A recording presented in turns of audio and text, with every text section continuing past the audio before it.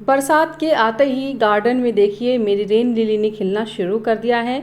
और अभी तो ये शुरुआत है, इसीलिए कुछ ही फूल खिले हैं। जैसे जैसे बारिश रेगुलर होगी धीरे धीरे ये पूरा पॉट रेन लिली से भर जाएगा। तो अभी क्या करना है, देखिए मॉनसून आते ही प्लांट्स तो हमारे खुश हो गए, फ्लावरिंग करना शुरू कर दिया। जो जल रहे थे, मुरझा रहे थे बहुत तेज़ गर्मी से, उन्होंने भी अपने आप को रिलैक्स कर लिया है। अब उनमें नई ग्रोथ शुरू हो गई है। मगर मैं आपको 6 ऐसी ज़रूरी चीज़ें बताने वाली हूँ जिसे अगर आप कर लेते हैं तो सालों साल आपके गार्डनिंग में फूल ही फूल आएंगे, प्लांट आपके बहुत हरे भरे हो जाएंगे और जिनकी ग्रोथ नहीं हो रही थी ना, उनकी ग्रोथ होना भी शुरू हो जाएगी। तो ये सारे काम मतलब आपको इसमें कोई बहुत ज़्यादा खर्च करने की ज़रूरत नहीं है। ये कुछ ऐसे नॉर्मल काम है जिनको आपको सिर्फ करना है और उस करने मात्र से ही आपके प्लांट की ग्रोथ भी, फ्लावरिंग, सब कुछ बहुत ही अच्छे से स्टार्ट हो जाएगी। तो आप देख सकते हैं ये मेरा चंपा का प्लांट है और इस समय इसमें इतने फूल आए ना, मेरे गार्डन में जितने भी प्लांट्स हैं उसमें सबसे ज़्यादा फूल इस समय चंपा के प्लांट पे ही हैं। ये मेरा अलमंडा का प्लांट है और इससे रिलेटेड मैंने वीडियो अभी आप लोग के साथ शेयर की थी। मैंने इसे रिपोर्ट किया था अभी 5-6 दिन पहले। तो प्लांट की ग्रोथ काफ़ी अच्छी हो रही है। चलिए पहले नंबर पे जो बात है वो मैं आपको बताती हूँ। तो जब लगातार बारिश होती है और मिट्टी सूख नहीं जाती है तो इस तरीके से हरी हरी काई जम जाती है। ये ओवर जब हम लोग पानी दे देते हैं ना तो भी प्लांट्स में आ जाती है। और बरसात में तो देखिए पानी बरसता ही रहेगा और मिट्टी सूख नहीं पाती है और फिर से पानी उसको मिल जाता है बरसात का, तो ऐसे में इस तरीके की हरे रंग की काई जम जाती है। तो इसके लिए देखिए सबसे पहले तो हमें क्या करना है, इस काई को हटाने के लिए ऊपरी जो मिट्टी की लेयर है उसको आप इस तरीके खुरपी की मदद से हटा लीजिए। देखिए अगर पहली बार या दूसरी बार ये काई जम रही है तो फिर आप इसको ऐसे ही छोड़ दीजिए। और अगर ये काई आपकी काफ़ी समय से बनती चली आ रही है तो आप क्या करेंगे कि इस जितनी भी ये मिट्टी निकल रही है ना, ये सारी मिट्टी को आपको हटा देना है। फिर दोबारा से इस मिट्टी को यूज़ ना करें, ये मिट्टी को फेंक दीजिए। तो इससे क्या होगा ना कि जो काई वाली ऊपरी लेयर है वो हट जाएगी। अब इसके बाद काई फिर से वापस नहीं आएगी। और आपको एक चीज़ और करनी है, देखिए वैसे तो जैसे छोटे मोटे जो घास वगैरह होते हैं या सूखे पत्ते होते हैं वो भी समय समय पे मिट्टी के ऊपर से हटाते रहना चाहिए और ख़ासकर बरसात में तो ज़रूर हटा दीजिए, नहीं तो फंगस लग जाता है। तो अभी ये सब करने के बाद फिर हम यहाँ पे फंगीसाइड डालेंगे। तो देखिए मेरे पास फंगीसाइड है इसलिए मैंने साफ फंगीसाइड इस्तेमाल किया है। अगर आपके पास साफ फंगीसाइड नहीं है तो आप हल्दी का पाउडर या फिर दालचीनी का पाउडर भी इस्तेमाल कर सकते हैं। आपको बस क्या करना है, मिट्टी की ऊपरी लेयर पे मतलब चारों तरफ अच्छे से आपको पाउडर को डाल देना है, दालचीनी या फिर हल्दी जो भी आपके पास है, और उसके बाद वापस से मिट्टी में इसे अच्छे से मिक्स कर देना है। अगर मिट्टी सूखी है तो फिर आप इसमें पानी डाल दीजिए। और अगर आप देखिए मेरे प्लांट की मिट्टी क्योंकि गीली है, अभी बारिश हुई थी थोड़ी देर 4-5 घंटे पहले बारिश हुई थी, तो देखिए मिट्टी में गीलापन तो है पर आपको सौगी नहीं दिख रही होगी। ये इस वजह से है क्योंकि वेल ड्रेन जो मैं मिट्टी अपने प्लांट के लिए यूज़ करती हूँ, ये वही रीज़न है, इसीलिए इसमें पानी आपको नहीं दिख रहा होगा रुका हुआ। अब ये देखिए ये जो मैंने अरवी के पत्ते लगाए हैं तो इनमें भी देखिए किनारे किनारे हरी हरी सी काई जम गई है, तो इनको भी मैं सेम इसी तरीके से कर दे रही हूँ। और जैसे अगर ये फिर से जमती है काई तो फिर मैं ऊपरी लेयर की मिट्टी हटा दूंगी और नहीं तो फिर मैं इसको ऐसे ही रहने दूंगी। मैंने देखिए एक उस पॉट में लगाई है और एक इस पॉट में लगाई है। ये देखिए दो निकलती हुई आपको दिख रही होंगी। तो पहले वाले पॉट में तो लीव आ गई है और इसमें अभी ग्रोथ शुरू हो गई है। तो बारिश होने के बाद अगर मिट्टी में कहीं भी आपको काई दिख रही है तो ये काम आपको तुरंत से स्टार्ट कर देना है। अब दूसरे पे आते हैं, आपको अपने प्लांट की कटिंग प्रूनिंग कर देनी है। जैसे ये मेरा बहुत लंबा प्लांट हो गया था, नाग चंपा का प्लांट है ये, और ग्रोथ तो इसमें काफ़ी अच्छी हो रही थी, उसमें कलियां भी आने लग गई थी, पर क्योंकि ये बहुत लंबा हो गया था तो इस वजह से मुझे इसकी कटिंग करनी पड़ी। और कटिंग के बाद का रिजल्ट आप देख सकते हैं, नीचे से न्यू न्यू ब्रांचेस आ रही हैं।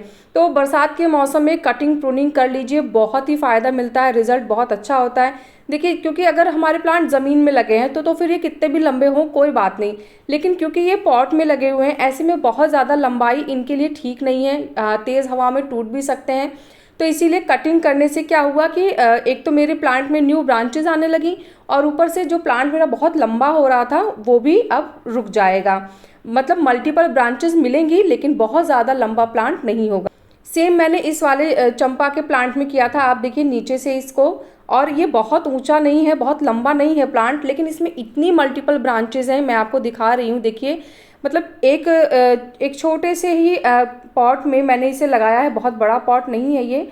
और उसमें देखिए कितनी सारे ब्रांचेस हैं। ये मेरा नीम करी का प्लांट है और इसमें भी देखिए आपको सिर्फ ब्रांचेस ही ब्रांचेस खूब सारे दिख रही होंगी। तो ये कटिंग प्रूनिंग का ही रिजल्ट है। मैंने फरवरी में इसकी कटिंग प्रूनिंग की थी, आप लोग के साथ वो वीडियो भी शेयर किया था। अगर आपने नहीं देखा है तो ज़रूर देखिएगा। मतलब फरवरी मंथ में जाएंगे ना आप, तो आपको इसकी वीडियो मिल जाएगी।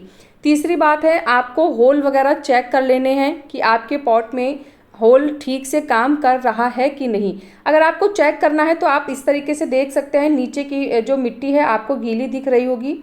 हालांकि ये तो बारिश की वजह से भी हो सकता है। जो आप चेक कर सकते हैं वो ऐसे कर सकते हैं, जैसे आप क्या करिए, अपने सामने ही प्लांट्स में पानी डालिए और अगर उसमें पानी ज़्यादा देर तक होल्ड हो रहा है, ड्रेनेज होल से बाहर नहीं निकल रहा है, तो इसका मतलब है कि जो होल है ड्रेनेज का वो बंद है। तो आपको फिर से प्लांट का, या तो आप किसी सीख वगैरह की मदद से उसमें थोड़ा सा होल कर देंगे तो वो फिर से ठीक हो जाएगा, नहीं तो आप रीपॉट कर दीजिए फिर से। इसके बाद जो चौथे नंबर पे आता है वो है इंसेक्टिसाइड। तो हर हफ्ते या 10 दिन पे आपको एक अच्छा इंसेक्टिसाइड स्प्रे करना है अपने प्लांट पे। मैं मोस्टली आजकल नीम ऑयल स्प्रे कर रही हूँ और मुझे काफ़ी अच्छा रिजल्ट मिल रहा है, क्योंकि मेरे पास इस समय कुछ वेजिटेबल्स की प्लांट भी हैं, तो उन पे मैं केमिकल स्प्रे नहीं करना चाहती हूँ। इसी वजह से मैंने नीम ऑयल ख़रीदा है और उससे भी मुझे काफ़ी अच्छा रिजल्ट मिल रहा है।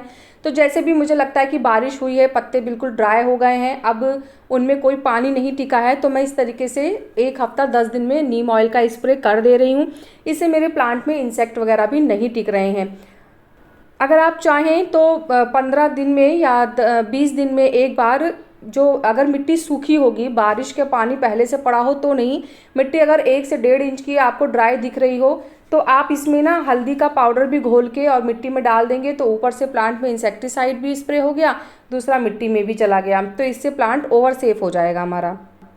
पांचवी चीज़ है, अगर आपने अपने गार्डन में सीडलिंग्स वगैरह ग्रो कर रखी हैं, चाहे वो वेजिटेबल्स की हों, चाहे वो आपके इन सब छोटे छोटे जो फ्लावर प्लांट्स होते हैं उनकी हो, तो अगर वो बहुत छोटे हैं तो आप उन्हें ऐसी जगह रखें जहाँ बहुत ज़्यादा बारिश का पानी उन्हें ना मिले, क्योंकि अगर तेज़ बारिश आती है तो क्या होता है, ये अभी बहुत छोटे हैं तो ये अपने आप को प्रोटेक्ट नहीं कर पाएंगे और ये टूट सकते हैं, गल सकते हैं और आपकी सारी मेहनत ख़राब हो जाएगी। उसके बाद क्या, अगर आप बारिश का पानी देना ही चाहते हैं इनको, तो आप इस तरीके से पानी स्टोर कर लीजिए। जैसे बारिश होती है ना, तो मैं इस तरीके से खाली बर्तन रख देती हूँ और इनमें बारिश का पानी आ जाता है। फिर उसके बाद यही पानी ले जाके मैं अपने इंडोर्स प्लांट्स में भी डाल देती हूँ और जो मेरे इस तरीके के सीडलिंग्स वगैरह हैं उनमें भी दे देती हूँ। तो इससे क्या होता है, बारिश का पानी भी मिल जाता है, साथ ही साथ उन्हें कोई नुकसान भी नहीं पहुँचता है, क्योंकि इंडोर प्लांट्स को भी ओवर वाटर बिल्कुल नहीं चाहिए। तो उनको तो बारिश का पानी आप इस तरीके से ही दे सकते हैं, डायरेक्ट डालेंगे तो वो तो ख़राब हो जाएंगे।